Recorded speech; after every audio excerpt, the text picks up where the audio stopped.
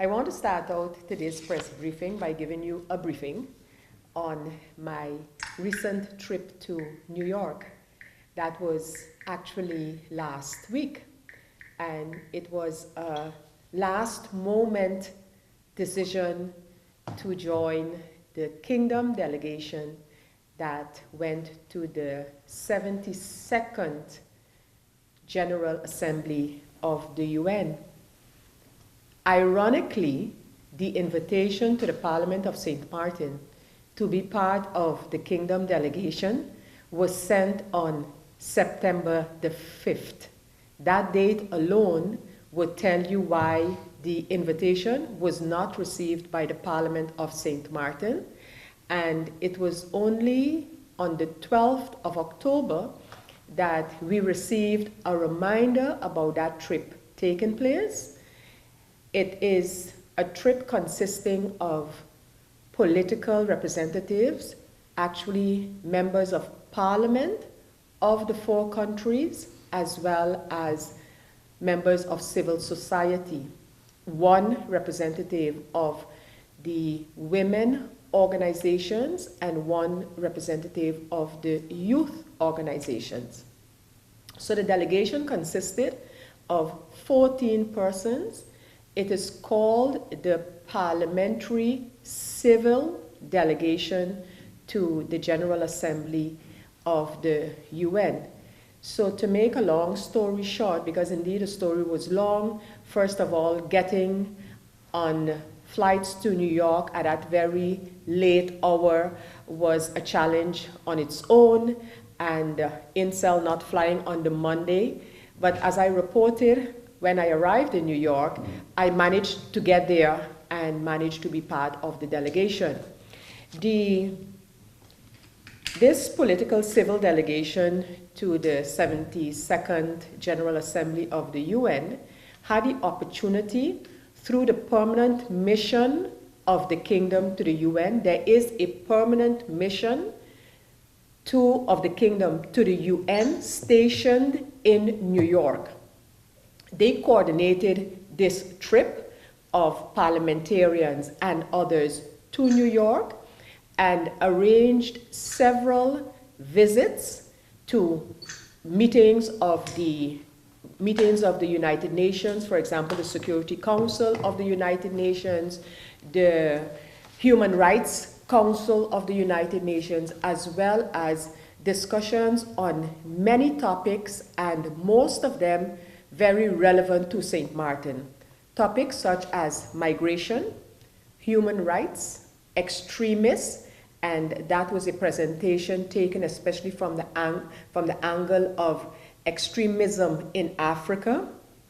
We also had a discussion with the Italian ambassador at the Italian mission, because as you might know, the Italian and Dutch ministers had agreed to share the term of the seat on the Security Council of the UN.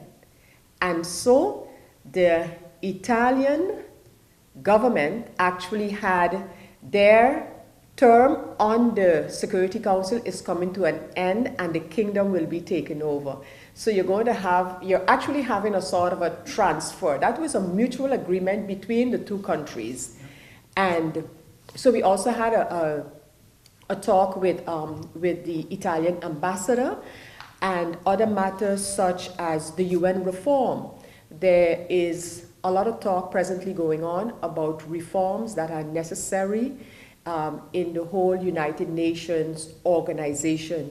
We were privy to some of this information as well and had discussions on that. A very important matter for St. Martin is, of course, the Sustainable Development Goals, the global SDGs, as we call them, and the government of the Kingdom subscribes to these SDGs as have been presented, the 17 SDGs, and St. Martin as well. And so matters like climate change, oceans, water, I mean, you name it. These are cardinal issues also as far as St. Martin is concerned. As I also mentioned, the coming fresh out of the experience of Hurricane Irma, like I was, some of the issues that were brought forward hit home. And the situation not only on St. Martin following the devastation of Irma and in some cases Maria lives. It lives as a topic. It lives as a realization that something needs to be done in terms of the vulnerability of especially small island states as far as it pertains to climate change and the effects on these small island states of climate change. So those, in that trend, the discussions took place, and it was a week of meetings, of discussions, and of information gathering, especially where the UN and the many agencies that form part of the UN, the United Nations body. This week is a week of parliamentary meetings, and we will be continuing today, Tuesday, and hopefully finalize a meeting that has been ongoing for a while, and that is the meeting that was requested with the Prime Minister on the matter of preparedness, actions, etc., during and the aftermath of Hurricane Irma. This meeting is in its final stage, in which now the Prime Minister will be responding to the second round of questions as posed by members of Parliament. That will be today. During the course of the week, you will also have the appointment of chairpersons and vice chairpersons of the different committees of Parliament. That also has to take place in a public meeting, firstly in a central committee and then in a public meeting. It's nothing long, it's just that the members who have been appointed to these committees, those members of each individual committee will now select from amongst themselves a person to chair all of the committees, and a person to, not one person, persons to chair all of the committees, and persons to be vice chairs of all of the committees. So that's how the schedule looks like. We also have a request of the made by a faction in Parliament for another meeting with government pertaining to the finances of the finances available to government, the state of the finances, etc. And that meeting too will take place later this week. As the President of Parliament, I too have asked the government in a letter to provide the Parliament of St. Martin with as much information as possible regarding the finances of the country, the financial outlook of the financial outlook for the country, St. Martin, potential sources of funding, be it by grants or loan, that we can be looking forward to, because I think Parliament needs to step up to the plate and have these discussions as members of Parliament, get the information, have discussions, and be able to give an indication as to how Parliament believes we can move forward. St. Martin today finds itself in dire straits, clearly, and it is because of what we have suffered as a small island due to the passage of Hurricane Irma. We are facing challenges like we could not even imagine that we would ever have to be facing these type of challenges going forward. And so I believe, again, that Parliament should take up that role and also be part of the discussion, be part of the representation of the people of St. Martin. Because if members of Parliament, as we are looking for information, are looking for indications and to get an understanding as to the direction of St. Martin, you can only imagine what the average man and woman out there are wondering, their feelings of wanting information, knowing what is going to happen. If it lives with members of parliament, you can just imagine how it lives for members of the general public. So that matter of Parliament's role and how we are able to kind of proactively deal with matters that are facing our country is something that I want to encourage as the chairperson of Parliament.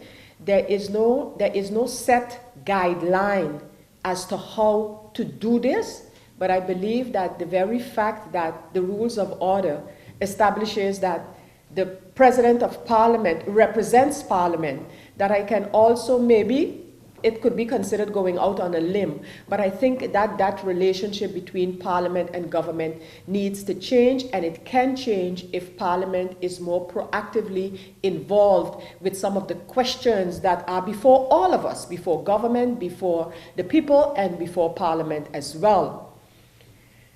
One of those issues that is before government, the people, and Parliament is the issue of which I consider right now at this moment, an impasse between the Dutch government, so the government of the Netherlands, and the government of St. Martin. Much has been said and written about this situation. The fact remains that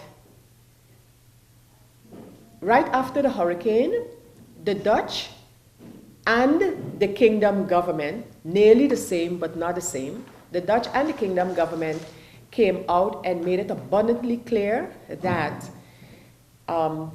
help would be forthcoming to St. Martin. I remember some of the statements very clearly. For example, that St. Martin is a part of the Kingdom, and St. Martin is a kingdom's responsibility foremost and first.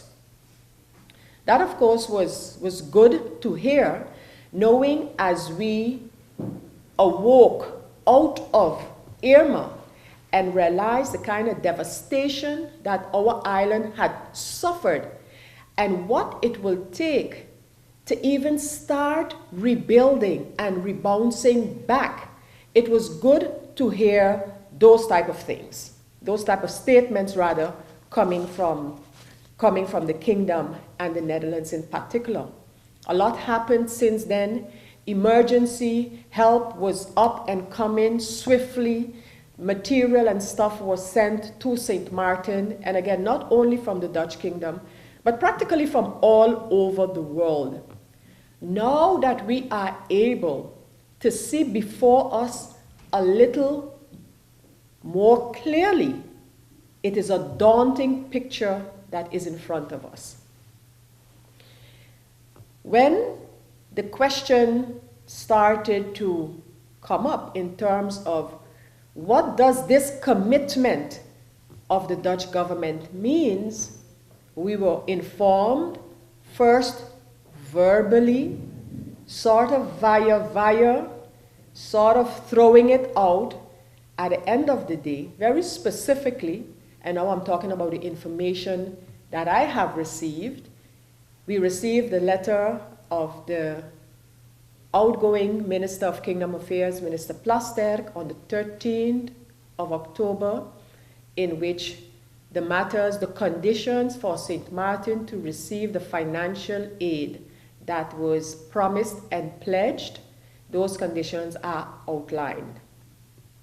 It comes down to two general issues, and you would recall that before that formal answer was sent to the government of St. Martin, seeing where this matter could have headed and where I believe it is currently heading, I had asked the Kingdom government to consider not attaching those particular conditions to granting St. Martin the financial aid. I said it, and I am not to join those for and those against. I was very careful in selecting my words in the letter, and I indicated that to make those conditions a conditio sine qua non at this moment is very unfortunate. They shouldn't be, in my opinion, attached to the financial aid that has been promised, which from all indications is going to be significant. However, having stated that, we need to, in my opinion, in order not to get lost in the bigger cloud and discussion about who is in favor or not of an integrity chamber, I think we need to look at the matter of the integrity chamber. I'm not going to rehash the whole history, but I want to take it from the point where the government of St. Martin objected to the intention of the kingdom government to issue an instruction, to issue Article 51, as we call it, instruction on St. Martin. In order to object to that, because you would recall what happened was that the Dutch/the kingdom government, after a long time of not doing anything, appointed a quartermaster. That part of the history on the integrity chamber, I hope, is known. However, in order to object to what the kingdom government was planning to do with Article 51, the government of St. Martin needed to refer to the appeal possibility as put in the protocol which was signed between the Netherlands and St. Martin in 2015. So using that possibility of an appeal, basically the two governments had agreed that they would fall back on the protocol of 2015. They signed an agreement in July of 2017. The government of St. Martin, in consultation with the technocrats of the Dutch government, started the process of a national ordinance for the integrity chamber. And I emphasize national ordinance because the national ordinance on the integrity chamber is supposed to be accepted or not by the Parliament of St. Martin. In my letter to the Prime Minister of the Netherlands, I also stressed that point. I went even further and I suggested that if the Dutch government would give St. Martin some breathing space where these two matters are concerned, I would take it upon myself to do my utmost to get the draft national ordinance here on the floor of Parliament. From all indications, that request has not been honored because in the letter of the 13th of October by Minister Plasterk, again, it is put clearly forward, these are the conditions, and without them, no aid would be forthcoming.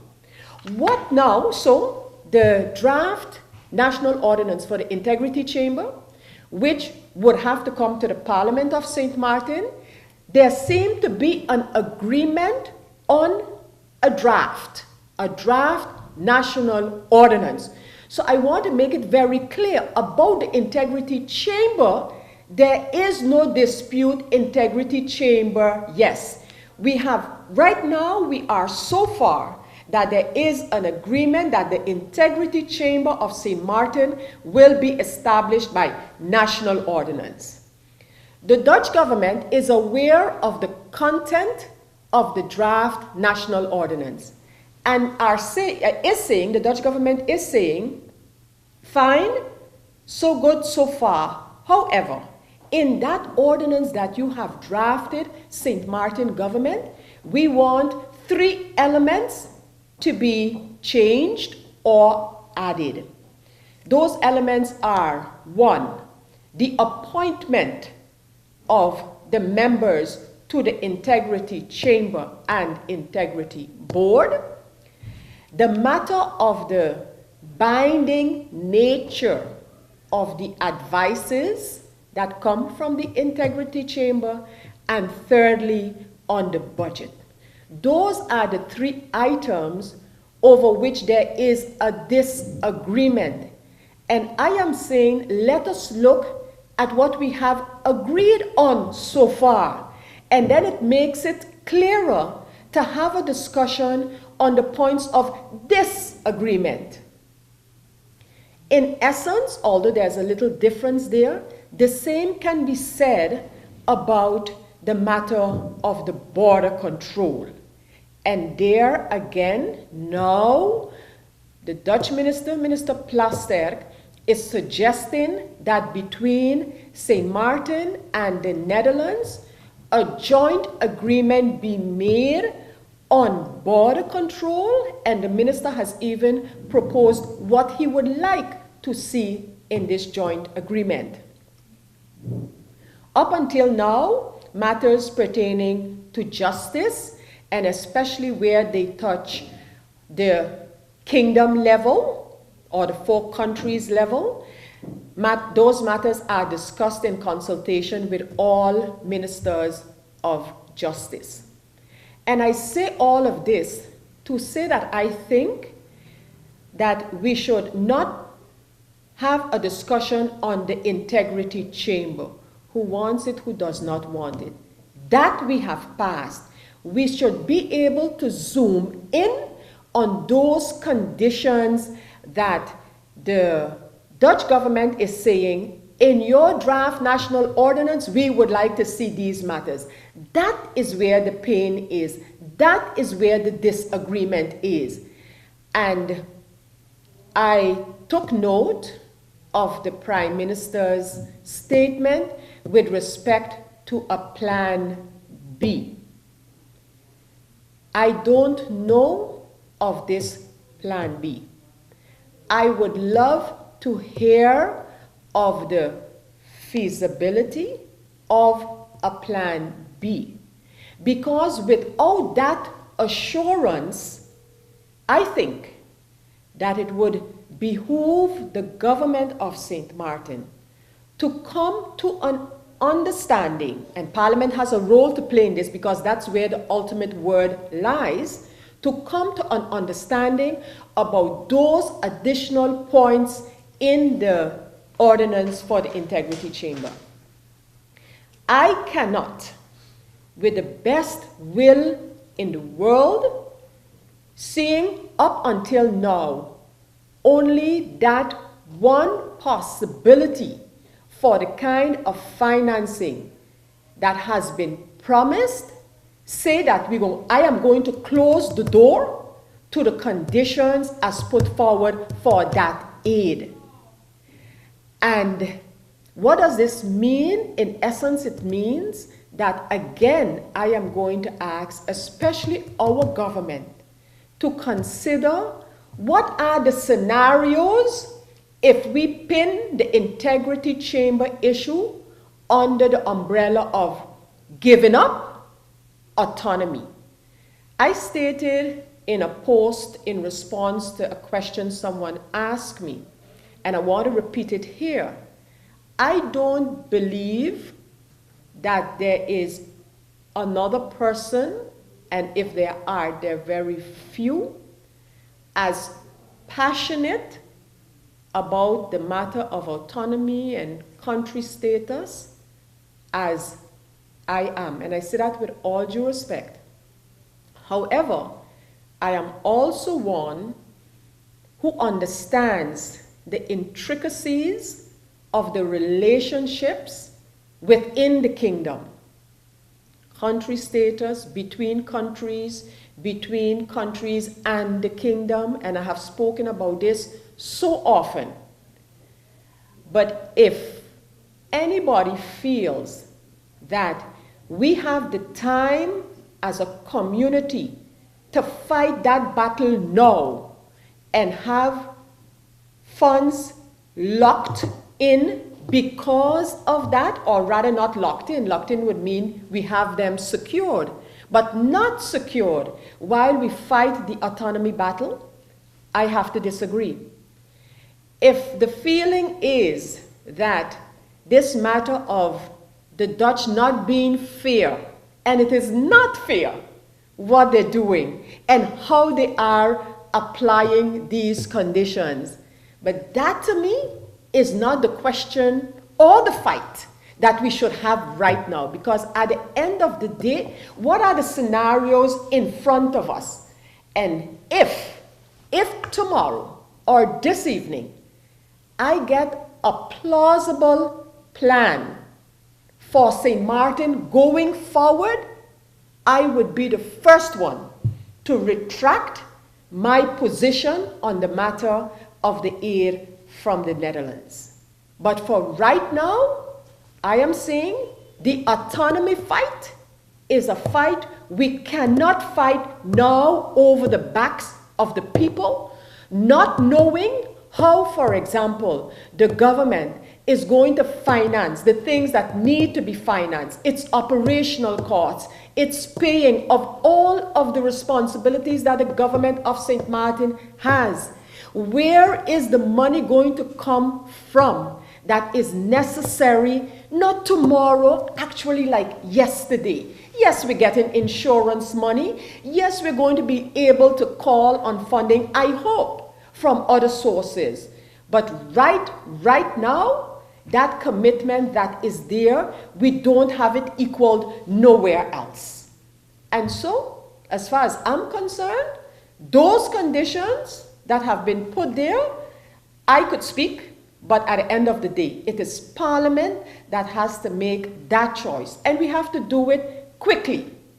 They want a mutual day. The Dutch government wants a mutual agreement on border control, but the Dutch government itself has to realize that while we could say, sure, we want to enter a mutual agreement with you, that's what a mutual agreement is all about, an agreement between two or more parties. But on the other hand, it has to be within the legal context of the kingdom.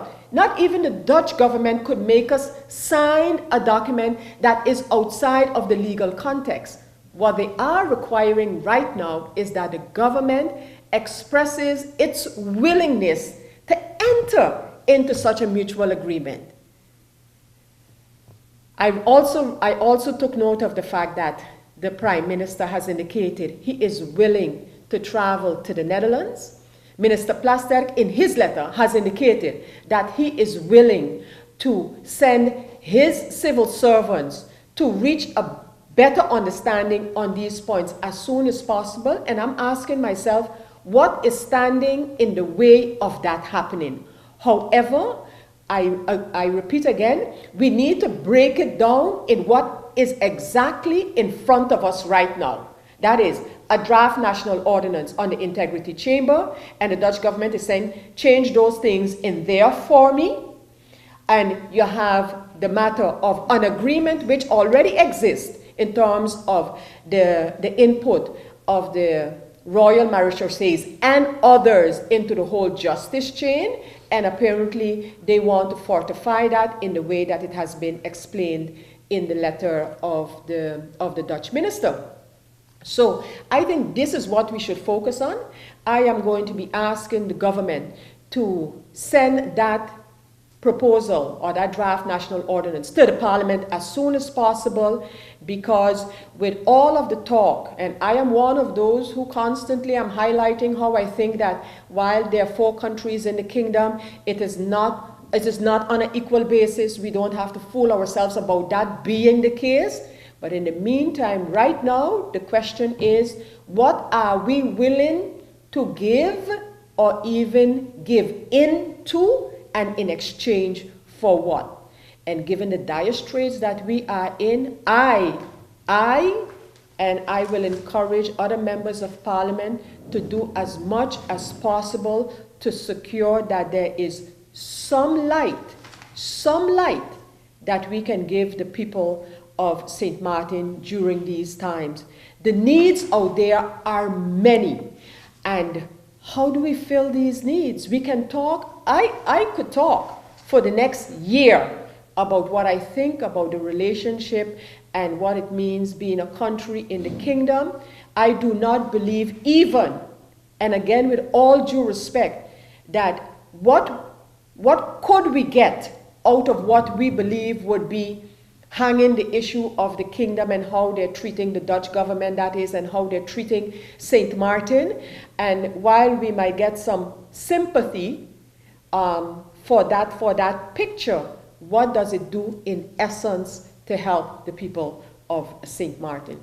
So I am going to be talking to the members of parliament, explaining them. I'm sure there are going to be those who might agree with me and those who definitely will disagree. But until I have or see or I'm convinced of another plan to at least help us move from where we are today, and where are we today? We are looking at a draft budget, a draft amended budget for 2017 that is going to come to Parliament with, as the Minister of Finance indicated, approximately 150 million guilders deficit.